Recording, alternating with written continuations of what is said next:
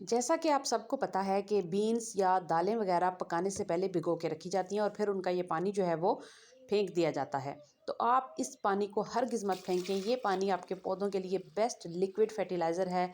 इस पानी से आप अपने पौधों और दरख्तों पर स्प्रे कर सकते हैं। इसके अलावा आप ये डायरेक्टली उनकी जड़ों में ये पानी शामिल कर सकते हैं। ये पानी आपके पौधों को एक नई जान देगा। आपके पौधे इससे बहुत ही फ्रेश हो जाएंगे। उनके ऊपर से काफ़ी सारी जो है वो पत्तों की बीमारियां होती हैं, जो पत्तों के ऊपर देला वगैरह या दूसरी चीज़ें जो है वो हमला करती हैं, उनका सफाया हो जाता है। इसके अलावा आपके पौधे बहुत अच्छे तरीके से ग्रो करते हैं।